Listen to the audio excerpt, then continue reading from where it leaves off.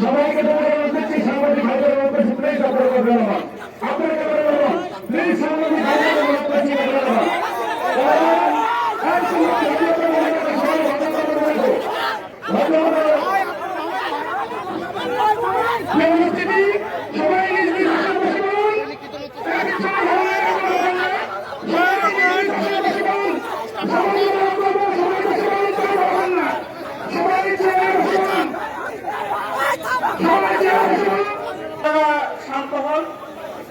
শান্ত হন।